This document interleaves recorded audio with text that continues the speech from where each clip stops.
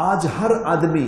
حکومت کو بلیم کر رہا ہے، کہتا پی ٹی آئی تباہ کر کے رکھ دیا اس نے، ہم نے کہا تھا یہ پی ٹی آئی کا قصور نہیں ہے،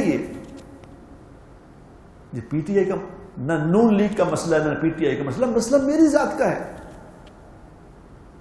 میں کیا کر رہا ہوں؟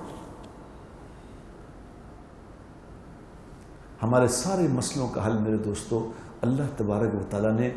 ساتھ بک بھیج دی ہے، زندگی بھیج دی ہے، یہ مسئلہ یہ حل ہے، کر لو، آسان فارمولہ ہے، کوئی مشکل بات نہیں۔ حضور اکرم صلی اللہ علیہ وسلم ایک مبارک زندگی لے کے آئے ہیں، مبارک،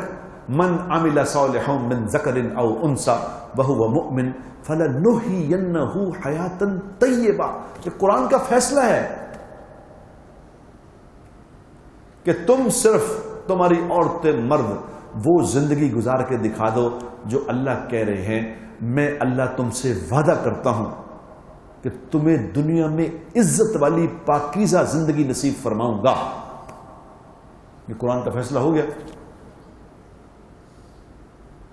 اب دو ہی باتیں میرے دوستو، یا تو قرآن ٹھیک نہیں ہے یا ہم ٹھیک نہیں ہیں، فیصلہ آپ کر لیں کون ٹھیک نہیں۔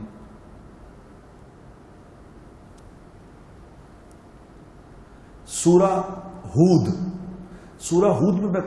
تفسیر پڑھ رہا تھا، سورہ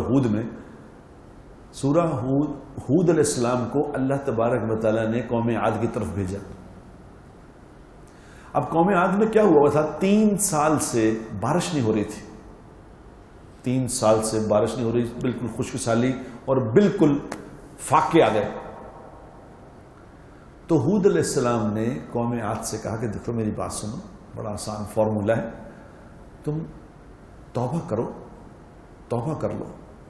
اور اللہ کی فرما برداری پہ آ جاؤ بس۔ تو اللہ کے 2 وعدے ہیں، کیونکہ میں اس سے پہلے میں سمجھتا تھا کہ نیک اعمال کا بدلہ جو نا آخرت میں ملے گا، دنیا میں نہیں۔ پڑھ کے سورہ ہود پڑھ کے دیکھ لیں، اس میں اللہ نے وعدے کیے، کیا وعدہ کیا کہ سب سے پہلے اللہ تمہیں دنیا میں وہ چیزیں عطا فرمائے گا جو تم چاہتے ہو،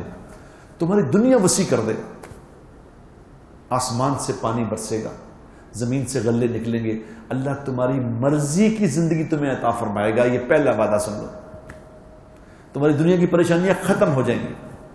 اور آخرت میں اللہ تبارک و تعالیٰ تمہیں ایسی جنتوں میں داخل فرمائے گا جس کے نیچے نہریں چل رہی ہیں، فکر نہ کرو۔ یعنی اللہ کی ماننے پہ قرآن یہ چیخ کے کہہ رہا ہے کہ اللہ کی ماننے پہ تمہاری دنیا بنے گی، پہلے دنیا بنے گی پھر آخرت بنے گی۔